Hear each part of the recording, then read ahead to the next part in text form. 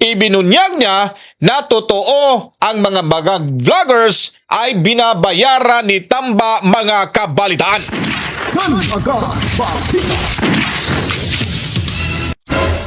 Dahil siya ay isa daw ang nakabenepisyo sa pera na mula kay Tamba mga kabalitaan.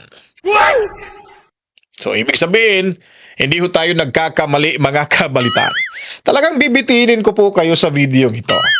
Sigurado hong magugulat ho kayo kasi isa lang yung topic natin. Papahabain ho natin to para mas marami pa po tayong masabi against sa hinampak na tong na napakapangit yung muka mga kabalitaan. Nilait ko na rin. Ang sama ko, ano? Anyways, hindi na ho tayo magtatagal para ho kayo maging matuwa rin sa balitang inyong maririnig mga kabalitaan. Heto, panoorin ho natin. Ito mga kabalitaan si Epifanio Labrador aka Labrador mga kabalitaan. Ikaw po sapat naman para sa amin sa YouTube. Tingnan niyo yung mga views ko noon, hindi ko tinitira si Bongbong. Ang dami. Unang open ko pa lang, makita mo, 1,000 na agad. Ha? 1,000 na agad yung nanonood. Kasi, sinusunod ko yung gusto ni Romualdez, sinusunod ko yung gusto ni Bongbong, sinusunod ko. Kasi alam ko naman, isang connection lang niya sila eh. Oh, Bongbong, ibababa kay Romualdez. Dahil alam nila, na tayo dito, makakapagsalita tayo ng todo, makakapagsalita. Kilala niyo naman si Epifanio Labrador pag nagsalita, wala tayong preno dito. Pero na-realize ko isang araw, hindi ko sinasadya. Habang tinitignan ko si Sara, ramdam ko yung sakit na nararamdaman niya bilang isang Bisaya din eh. Sobrang naawa talaga ako kay Vice President Sara Duterte. Sobrang naawa ako, grabe. Hindi ko mapigilan. Alam ko mawawalan ako ng mga views dahil nga sa tinira ko ngayon, ilalabas ko yung sekreto ng mga Marcos eh. 'Di ba? Hindi ko na kaya eh. Pasensya na talaga, hindi ko na kaya. No? Hindi ko na kaya yung inuutos pa ng mga dahil lamang sa utang na loob na yan, putang inang utang na loob na yan. Kaya nga hinihintay ko na lang sana mabenta yung aming lupa para mabayaran ko yung ano na yan. Yung utang na loob na yan. Pero hindi ko na kayang gawin. Kaya may rason ako mga kababayan. Huwag niyo akong pilitin. May dahilan ako. Sabi ko nga, hindi kasi kayo eh. Hindi kayo. Hindi kayo yung nasa... Ang alam nyo lang manood. Ang alam nyo lang ano. Pero ganun pa man, di pa rin ako nawawalan ng pag-asa. Darating ang panahon na... Although mawawalan ako ng income sa YouTube dahil sa... Ito, kita nyo naman. Siyempre, magagalit yung mga followers. Diba? Ni BBM kasi nga 'di ba pero pag nalaman naman ito ng tao may maintindihan nyo kaya pala umatras na si Epifanio kasi karumal-dumal naman talaga na yung iuutos pa sa kanya. Tama na yung kay Jan Amores na nagkamali ako doon. Tama na yun. Pero sabi ko nga kung sino man yung babaeng nag-utos dito sa akin doon ko na lang sa Senado sasabihin para at least doon naka-out tayo. Di ba? At least doon, naka-ano tayo doon, naka-out. Nakasumpa tayo kung sino talaga yung babae na yan na nagutos na yan. So, di ba? So, ganun pa man, mga minamahal ko mga kababayan, simula ngayon, na okay lang, tanggapin man ako, hindi ng aking mga kababayan, o ng aking mga kababayan na Bisaya. Mga naging na ako na, dili man ta perfecto, pero sukad karon, no? Dili ko musugot na daug-daugon na lang gid ninyo si Vice President Sara Duterte. Nahibalo ko na, 'di ba? Pero hinaot unta na 'di ba? So sa atong mga kaigsunan na mga Bisaya, mag-ingat po kayo. Lalong-lalo na po doon sa mga vloggers na ginagamit ngayon ng mga Marcos habang maaga pa umalis na kayo. Baka matulad kayo sa akin.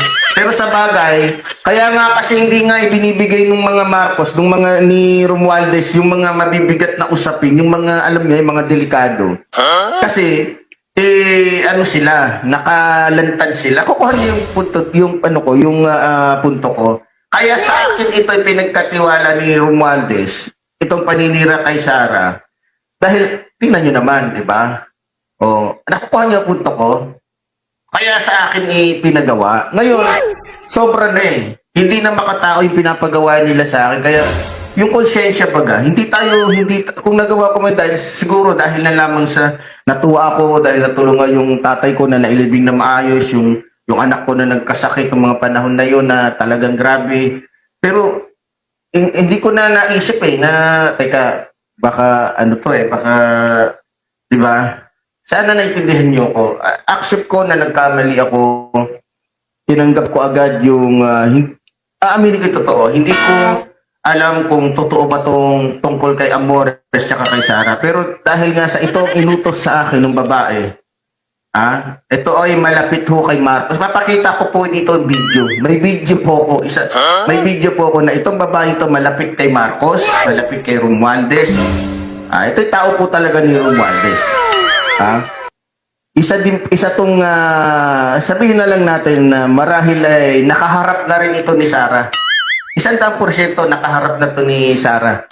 Ayaw ko lang sabihin dito kasi mahirap na. Baka sabayan ng ibang Pero kung ako ay magsasalita dyan sa Senado at bibigyan ako ng chance kung ano-ano yung inuutos sa akin para lamang masira ang mga... Yan, nasa listahan niya si Bato.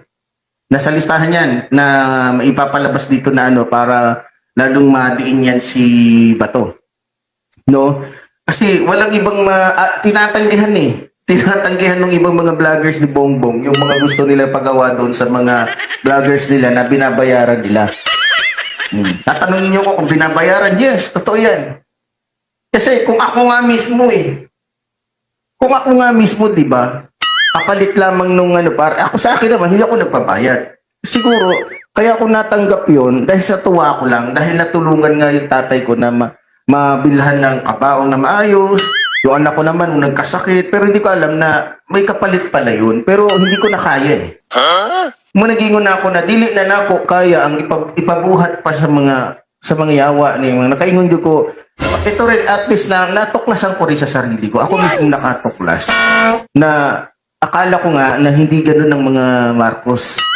Hindi ganoon si Romualdez. Pero ako mismo nakasaksi. Kaya bilang isang tayo, may karapatan tayong meron tayong na makarealize tayo. Kaya nung na-realize ko, teka, mukhang mali. Hindi dahil lang sa pera, yung kababayan ko, Bisaya. Mukhang hindi na kaya. Kung ano man ang kahinatnan nito, at least nasabi ko ang totoo. At kung ano man yung mali ko, at least naitama ko.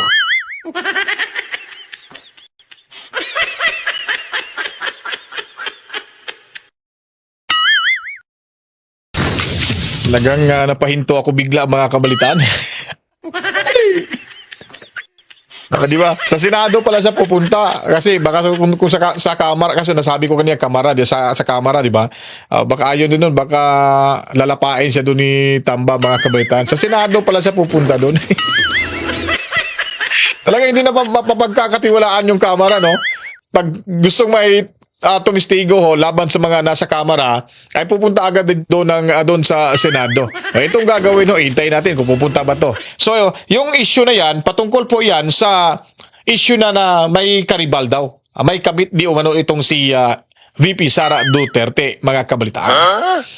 So, binawi niya po dahil siya po ay nakonsensya dahil nga tanggap niya sa sarili niya na siya ay binayaran daw ni Tamba, mga kabalitaan. Kasama na rin di umano yung ibang mga bangag vloggers. So, sa puntong ito, hindi tayo nagkamali. Na kaya pala wala silang pakundangan na manirang puri, o kahit kahit hindi totoo, sinasabi, binabalita. Ayun pala ay may katumbas na halaga pala yun, mga kabalitaan.